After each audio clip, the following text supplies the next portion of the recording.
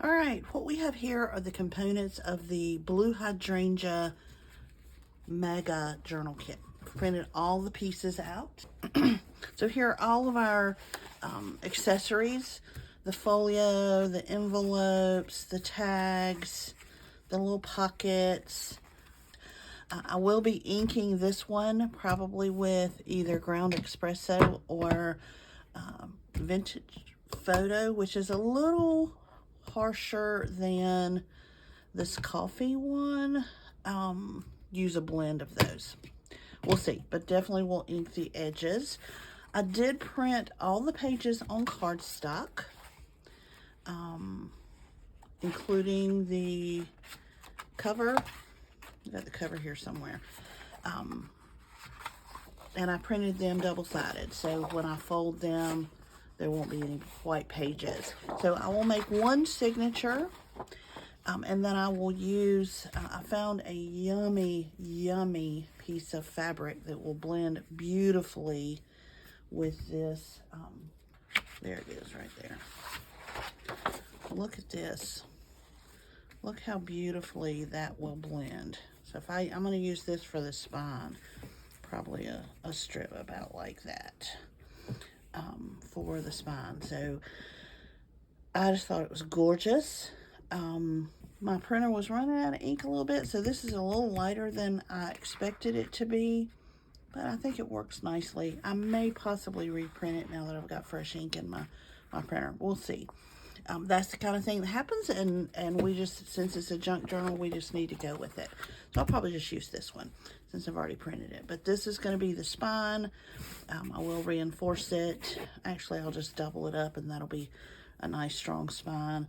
And you'll see when I show you, when I get the signature ready and I get the cover prepped and ready to assemble it, I'll show you the process. I'll show you how I'm going to do it. But you'll see that the reason I like this method is because once you get it done and you open it up, it will lay flat. And I love a journal to lay flat. It makes it so much easier to write in. So we'll do that in a little bit. There's all the components. I did gather up some pieces to go with it. Of course, I have my envelope for the scraps. And I grabbed couple of pieces of these are not in any of my kits. This one I think is a pink lemonade, I think, but I'm not sure where these came from. This is actually a collage that I made. This one's a collage that I made as well. Actually, all three of these are collages that I made, but they have components in them that I cannot sell. So these are just for my personal use. But I thought since the colors blend nicely, some of the pieces, if I tear and collage some of the pieces, not all of it is going to fit. Some of it's a little too contemporary, but some of these pieces that have some of this aged look in it, I thought would be a nice complement to some of these pages. So I grabbed these just to see if I might need to use those somehow. I am going to put a fold out page in this one. I grabbed another one of these little folder kind of cards. I don't know what you call them, but I really like the way those fold out of the journals this size. I have this little envelope from, I don't know where from. It was in a book at some point, and I dismantled the book and kept the pocket. So I'm going to use that in here somehow. I've got some real narrow blue lace I may use, and then I have some tea-dyed cheesecloth, and I know that kind of looks gross like it is, but it makes a really pretty adornment. Yeah, adornment, embellishment, whatever you want to call it. So I may use that at some point as well. And then I have these little things that are the little tab thing, and I really want to use one somehow. So I'm thinking some way of using it with maybe the cheesecloth. I don't know how it's going to end up, but there is that. I will probably add, what I haven't gathered up is I do want a paper doll in this one, either an angel lady or a wonky paper doll. Probably a wonky paper doll. I think that'll be more unexpected. So I'll go through my stash and pull in something to use there to add to it as well. But for the most part, this is going to be the finished product right here. I will come back when I have the components ready to assemble to the spine and show you what that process looks like, and then we'll do a third segment when you will see pretty much the finished product. So stay tuned. We'll see you soon. All right, here we are for phase 2 of the Blue Hydrangea Mega Journal Kit, and I have to apologize.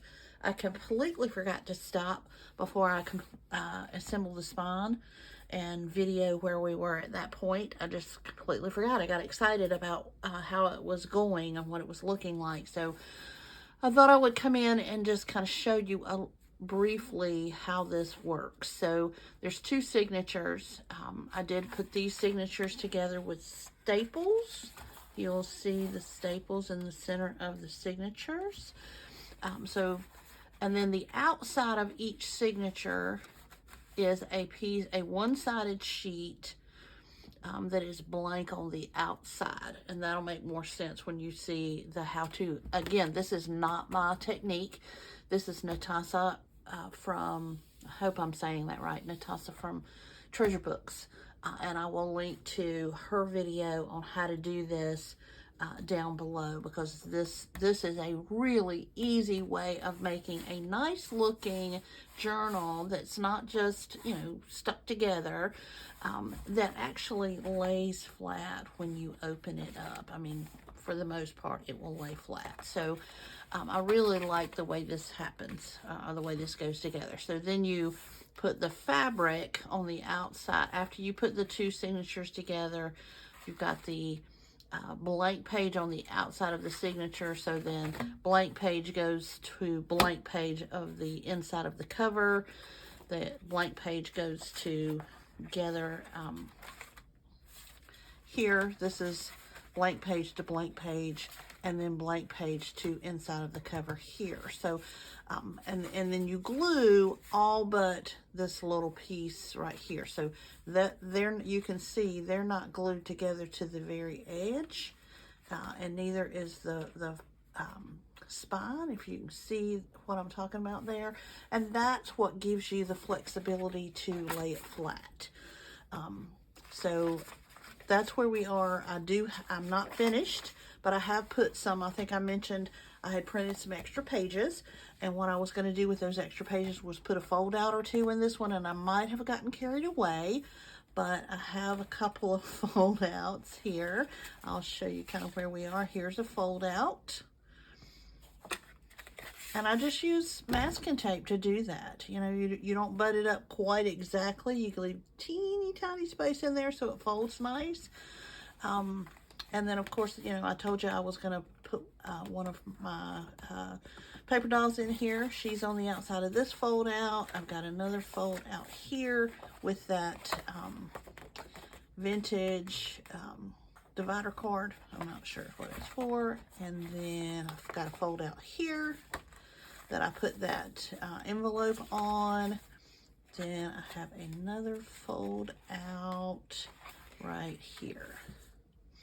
So again, I might have gotten a little carried away, but because of the way I did the spine, I've got some flexibility with how thick it can be, and I really like the way it's turning out so far. This is still probably going to put something on the edges, and still got stuff to put on the inside. It works. I have done the folio. I'll show you that in the next stage, but I wanted to pop in and show you where I was with the actual journal.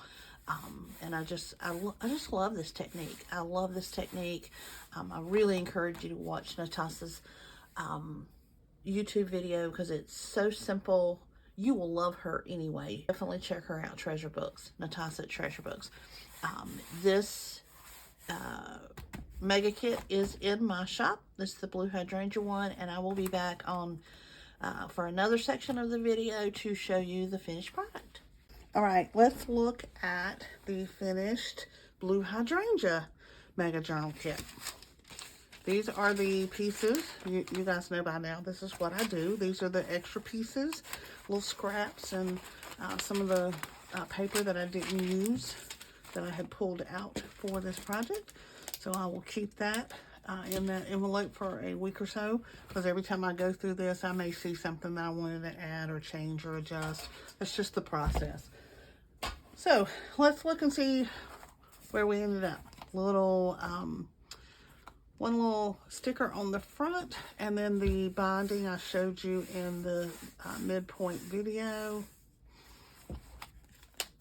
And then there's a more detailed way of doing this in the Summer Sunshine Kit video on YouTube, but I also linked to Natasha with Treasure Books below, because that's where I learned how to do this, and her video is so much better than any that I could show you for that binding technique.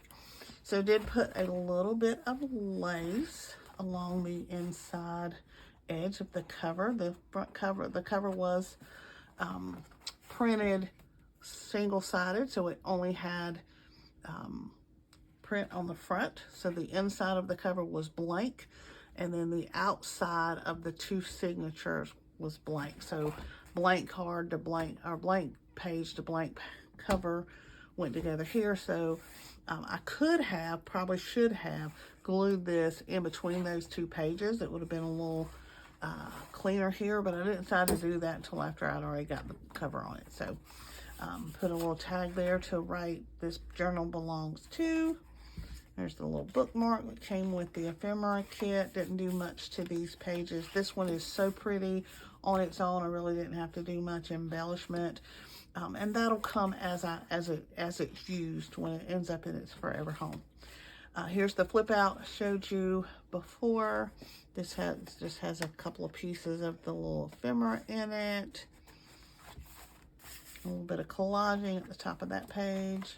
This has some of the ephemera, some of the tags in the little tuck spot. This is a flip out. It has two of the envelopes in the little belly band. I did have to alter this belly band just a little bit. It was longer for a full page, but because I wanted to put it here, I did have to alter it a little bit. So I just cut some off the top and the bottom, still folded under a little edge, inked it in it. There we go. A little collage here. I found a couple of these laying around that I thought coordinated it, so stuck one there. Didn't do anything else to this page. Have some ephemeral pieces here. This is a little collage cluster that I did with the ephemera pieces, 2 pieces, and then some ribbon and fabric. The tag, these tags I actually glued on with that little piece of fabric. And then this has one of the envelopes in it that came with the ephemera pack. This folds out. Didn't do anything to these. Nice writing space or sketching space. Line page. Beautiful hydrangea there. A little bit of collaging on these 2 pages. Didn't do anything here.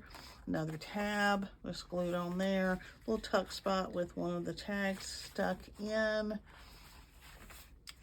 This was, or flip outs. This was, I had printed too many pages that were one-sided. So I purposely printed the one-sided ones to go on the outside of the signatures that would go with my binding.